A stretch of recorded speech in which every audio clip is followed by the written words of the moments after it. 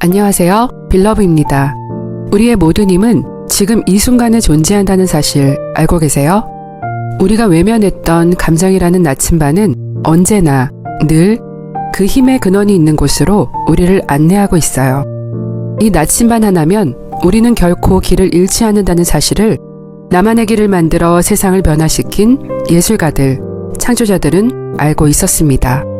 가장 원하는 성공과 행복에 닿으려면 늘 최상의 기분을 유지해야 합니다. 감정과 느낌은 내가 나아가려는 하나의 세계에 온전히 집중할 수 있는 큰 힘이 되기 때문입니다. 아니, 그 세계를 창조할 가장 중요한 도구라 해도 과언 아닙니다. 나를 최고의 상태로 만들 힘을 꾸준히 얻지 못하면 우리가 원하는 삶과의 연결은 끊어져 버립니다. 원치 않는 삶의 연속은 주의력 결여 상태임을 전 영상에서 다뤘죠. 저도 이 비밀을 알고 나서부터는 삶이 굉장히 단순해지기 시작했는데요. 혼돈 속에서도 매일 최상의 기분을 유지하는 10가지 방법 중 나머지 5가지를 공유합니다. 6째, 내가 가려는 길을 막지 않고 내 최고의 모습을 원하는 관계를 유지합니다. 세상엔 두 종류의 사람이 있습니다. 나에게 에너지를 주는 사람, 나에게 에너지를 뺏는 사람.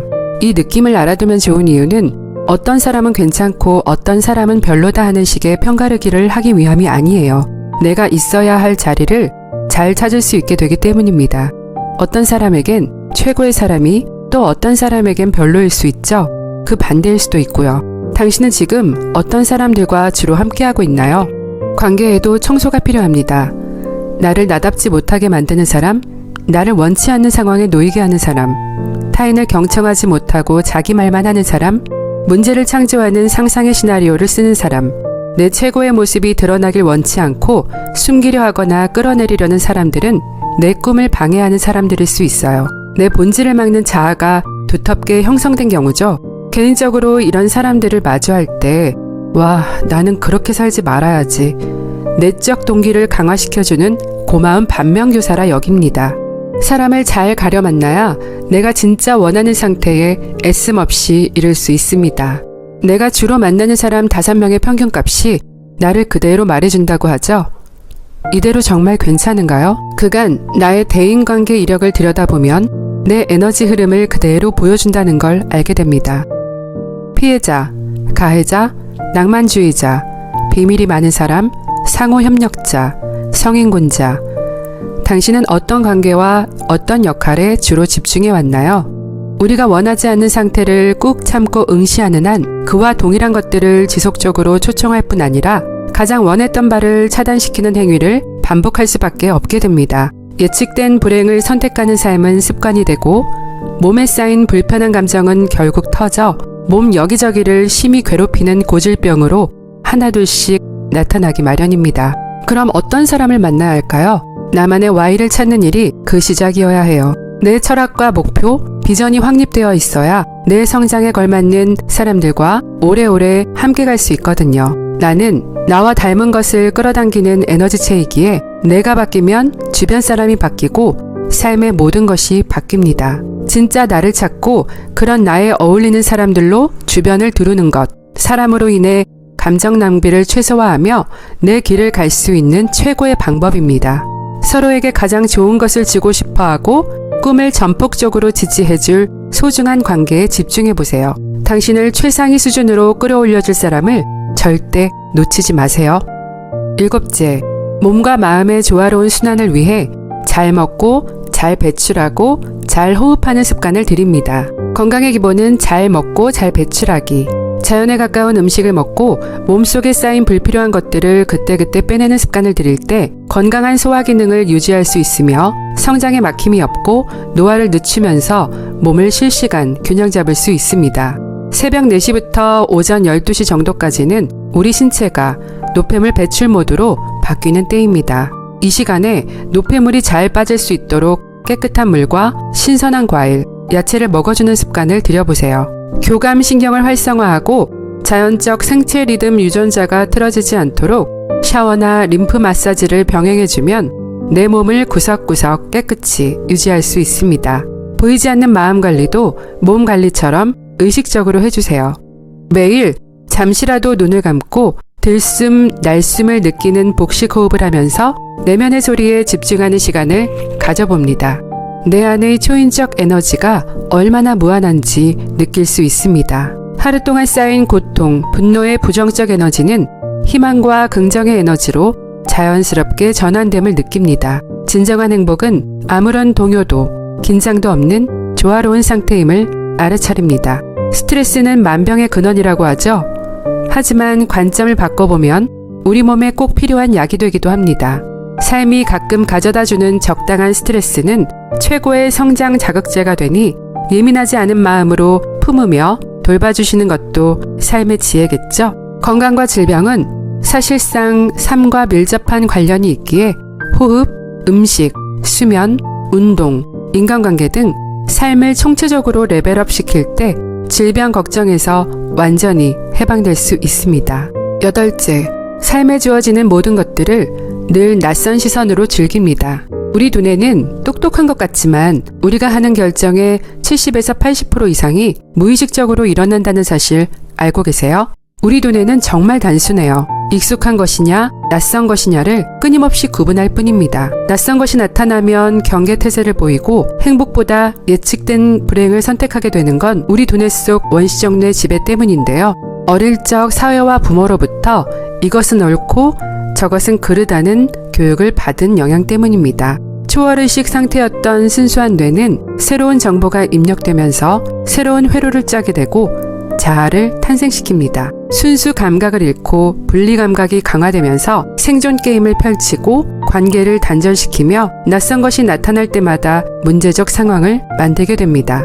우리 잠재의식이 바뀌지 않으면 과거의 패턴에 머물려는 성향은 결코 바뀌지 않습니다. 아무리 나아지려 애를 써도 삶이 좀처럼 변하지 않는 이유예요. 내가 경험하지 못한 미지의 세계에 대한 두려움이 인간에겐 기본 장착되어 있지만 사실 닫고 나면 별거 아니거든요. 도무지 익숙한 삶에서 벗어나기 힘들다 하시는 경우 늘 새로운 경험을 포함하는 여행이나 예술을 용기 내어 즐겨보시길 권합니다. 전에 와본 적 없는 낯선 여행을 떠나면 우리 마인드는 초민감 상태에 들어갈 거예요. 온갖 종류의 새로운 일이 날마다 펼쳐지고 예상치 못한 일도 상당수 포함되는데 사실 처음엔 어리둥절해도 이 불편함을 극복하고 나면 오히려 더 큰 지혜와 활기, 사랑이 샘솟는 걸 느끼실 거예요.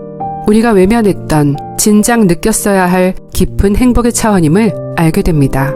예술과 친해지는 것은 꽤 좋은 방법이에요. 자연의 소리와 공명하는 음악, 기존의 낡은 관념을 깨는 미술, 삶의 진실을 함축적이고 압축적으로 보여주는 영화, 오랜 세월 인류의 사랑을 받고 있는 문학 작품과 친해짐은 인간의 오감을 넘어 육감 이상의 영역과 관련된 감성을 자극합니다.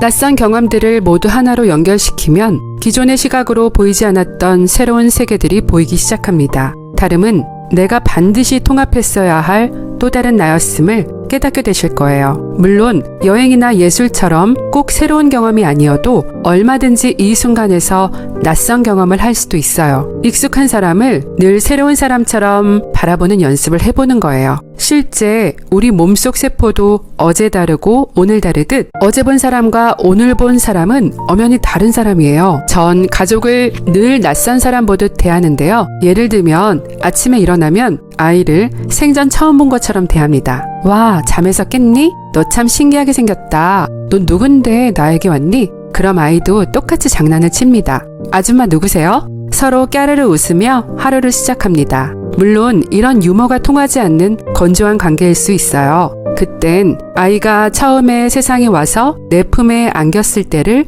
떠올려 보세요. 그 순간의 뭉클한 감동이 가슴에 진하게 한번 스쳐갈 거예요. 새로운 여행, 예술 못지않게 매일 보는 사람을 낯설게 대하는 것만으로도 신선하고 즐거운 하루를 완성해 나갈 수 있을 거예요. 9째, 내 삶을 점검하는 기준표를 만들어 주기적으로 점검하고 초심을 잡습니다. 저는 17년째 똑같은 내 삶을 점검하는 기준이 있는데요. 소개를 드리면 내 안에 깃든 사랑을 최대한 표현하며 살고 있는가? 내가 원하는 모습으로 매일 새롭게 피어나고 있는가? 나를 있는 그대로 사랑해주는 사람이 곁에 얼마나 있는가? 내 주변의 사람들이 힘있고 행복해져 가고 있는가? 어떤 부정적인 상황에서도 숨은 의미를 찾을 수 있는가? 아이들에게 얼마나 많은 사랑을 받고 있는가? 부탁받지 않은 충고나 판단의 불필요함을 느끼는가? 삶의 고통과 저항감이 사라져가고 있는가? 내면의 정직한 감정을 부드럽게 표현할 줄 아는가? 내가 하는 모든 일에 혼을 불어넣고 있는가? 죽음이 얼마 안 남았다면 흔쾌히 수용할 수 있는가? 네, 이렇게 11가지고요. 이 내용은 오랜 세월이 흘러도 쉬이 변하지 않는데 최근 하나가 추가되었어요. 인간에 대한 이해가 높으며 한계를 뛰어넘어 본 경험으로 자신이 얼마나 소중하고 큰 사람인지 느낄 줄 아는 분들과 하루하루 주어진 업을 최대한 빛나게 이루어 나가는 것.